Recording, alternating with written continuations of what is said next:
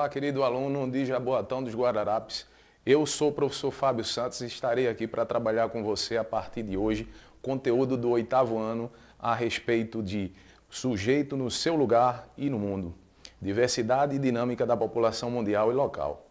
Para isto, é importante nós entendermos alguns conceitos e nós vamos, a partir de agora, vermos aqui na nossa tela. Então, nós temos aqui na nossa tela o objetivo é analisar os principais deslocamentos populacionais no mundo e suas causas e consequências. Essa imagem que vocês têm aqui é uma imagem que mostra imigrantes venezuelanos saindo justamente de seu país e cruzando a fronteira com o Brasil. Isso é muito comum ultimamente. Na próxima imagem, nós vamos ter o conceito de migração. Aí eu pergunto para você, o que é migração? Então aqui a gente tem um conceito básico. Fenômeno que representa o deslocamento de indivíduos ou populações por diferentes lugares do espaço geográfico. Relação migração e espaço. É importante também, estudante, que você saiba que o espaço geográfico, nesse processo de migração, ele tem o ponto de partida, o ponto inicial e o ponto de chegada. Então, para melhor compreensão dos fenômenos migratórios, se faz necessário estabelecer os pontos de partida e de chegada dos deslocamentos demográficos, na qual denominamos de áreas de atração e áreas de repulsão populacional, certo? Seguindo aqui, nós vamos ter a natureza das migrações, que é algo muito importante nós sabermos. Então, nessa natureza das migrações, eu coloquei aqui a primeira, que se chama migração externa ou migração internacional, que é a que ocorre entre países. É importante também que saibamos que existe a migração interna, ou a que ocorre entre estados, municípios e regiões do país. Mas vamos voltar aqui ao anterior, para mostrar justamente um pouco dessa figura, que mostra um pouco dos deslocamentos principais ao longo do globo terrestre. Nós temos aqui o deslocamento feito entre a América do Sul e a América do Norte, temos deslocamentos de africanos indo em direção à América do Norte, saída da América do Sul para o continente africano, para o continente europeu. Então isso é muito comum, né? Então essa figura ela representa um pouco disso aí. E aqui eu tenho, na próxima figura das migrações internas, o mapa do Brasil e os principais deslocamentos. Então nessa figura aí do mapa do Brasil, que eu vou querer que você veja de forma mais ampliada aqui. Então você vai ter aí o mapa do Brasil e saindo daqui da região Nordeste, nós vamos ter várias rotas em direção à região Sudeste, principalmente para São Paulo, Rio de Janeiro. Isso ocorreu em determinados períodos ao longo do século XX. E ao início do século XXI, esse processo ele começou a se desacelerar. Mas tivemos outras rotas também, a saída da região sul para a região do agronegócio que nós conhecemos hoje, que é essa região do centro-oeste. E também a gente teve deslocamentos importantes aqui na região norte, a saída dos moradores da região norte em direção ao centro-oeste, principalmente para trabalhar naquela região de Brasília, nos anos 60, entre os anos 50 e 60, com a construção de Brasília. Vamos continuar aqui agora falando um pouco sobre a migração interna, mas sendo um exemplo nosso que nós temos local. O exemplo local que nós temos é o Complexo Portuário Industrial de Suape, em Pernambuco.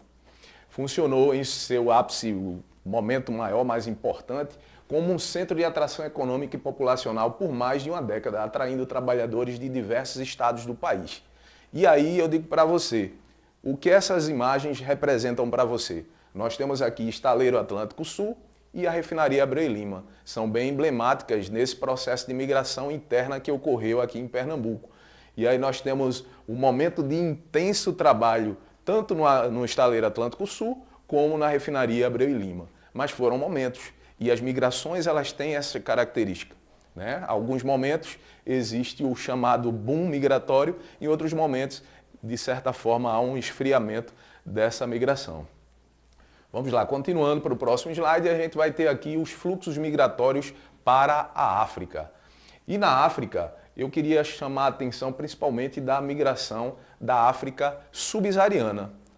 Justamente a África Negra. Por que não a África do Norte? A África do Norte é interessante nós falarmos também, mas a África Negra, nesse processo aqui, ela teve uma importância muito grande, a África subsaariana, justamente para demonstrar para vocês e desmistificar muitas vezes que a saída do homem negro ou do homem da África subsaariana, de seu lugar de origem, muitas vezes não é para ir para outros continentes e continuar, na verdade, no seu próprio continente. Ou seja, esses dados que nós temos aqui, temos a migração intrarregional com 63% da população africana, em sua maioria, dentro do próprio continente se deslocando. Aí nós vamos ter um número importante também de 25% para países ricos, né? Países da OCDE com alto rendimento, né? Que é a Organização para a Cooperação e Desenvolvimento Econômico, a OCDE. E a gente vai ter outros países de alto rendimento agora com um percentual bem menor de 3%. Esse gráfico é importante também que nós saibamos como é que funcionam essas rotas. E aqui vocês vão ver principais corredores do continente. Esses 63% eles vão demonstrar que a parte oeste ela circula pela Costa do Marfim, Burkina Faso e Mali como principais destinos.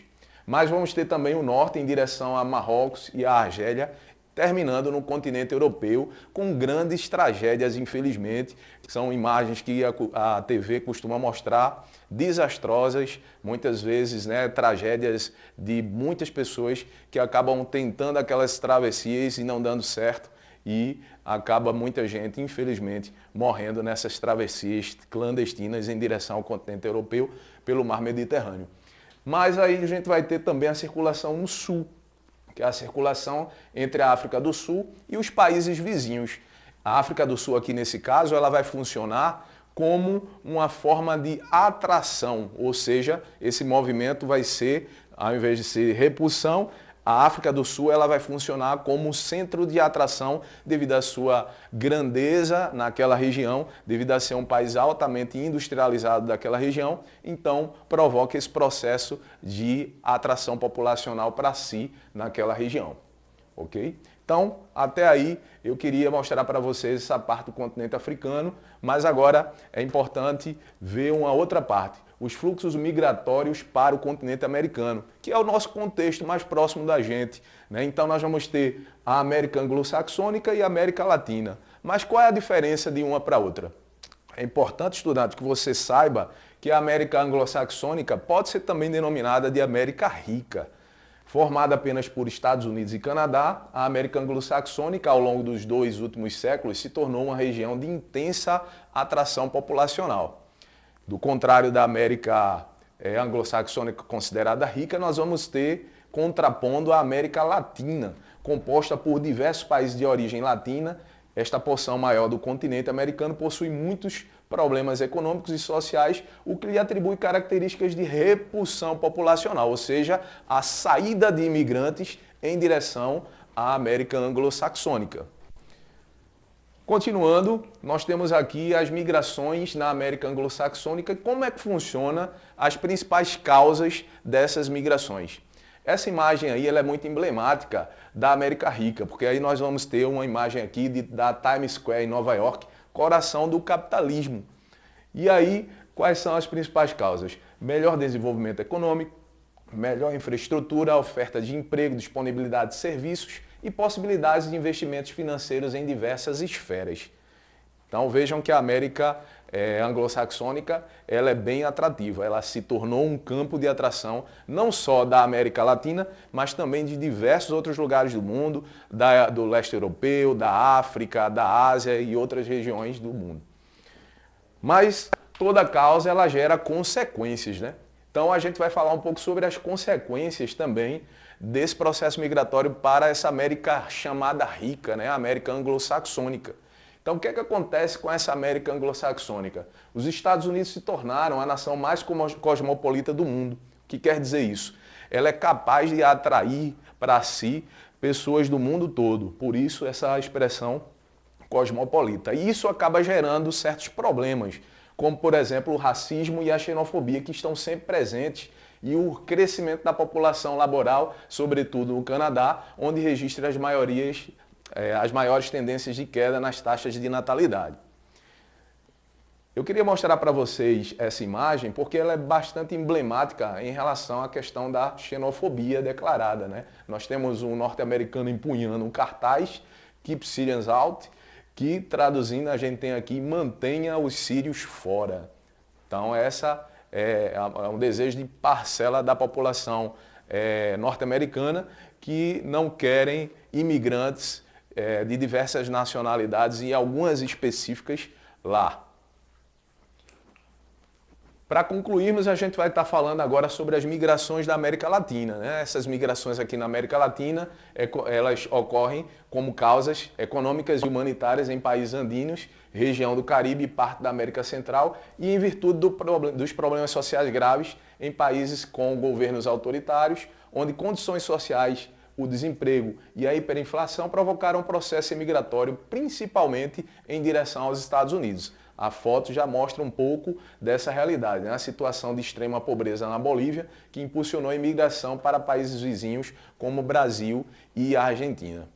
Último slide aqui mostrando para vocês principais consequências. Então, as principais consequências geradas, essa imagem aqui é bem representativa, fuga de cérebros, vários cientistas brasileiros que evadem o país em busca de valorização profissional. Então, nós temos aí a fuga de cérebros como um dos principais pontos referentes às consequências no processo de migração da América Latina. Mas também nós vamos encontrar aqui aumento da mão de obra barata no Brasil, na Argentina, no Chile, vinda principalmente de países como a Bolívia, Venezuela e Cuba. Nós vamos encontrar os venezuelanos em situação de rua em diversos centros urbanos do Brasil, Colômbia e Panamá. E o intercâmbio cultural, que é algo positivo nesse aspecto aqui, né? Essa congregação de cultura que encontramos aqui na América Latina, entre Brasil, Argentina, Venezuela, Chile, todos esses países aí. Mas aí o ponto fora da curva é justamente esse problema diplomático muito sério entre Estados Unidos e México, naquela questão do muro, que é algo que a gente pode reaver isso aí em outras aulas para discutir um pouco sobre essa questão, que é muito interessante. Mas aí, para encerrarmos a nossa aula, eu vou lançar agora para você, estudante, o nosso desafio de hoje. E o nosso desafio serão duas perguntas. A primeira, eu vou perguntar para você: você conhece alguma pessoa próxima que emigrou para outro estado, região do Brasil ou para outro país? Se sim, especifique. Especifique o lugar. 2. Quais os principais motivos que levam pessoas a emigrarem para outras regiões do país ou do mundo? Então, para a próxima aula, nós vamos esperar que você já tenha pelo menos respondido parte dessas informações. Ok, pessoal? Então eu me despeço aqui e até a próxima aula. Um grande abraço para vocês.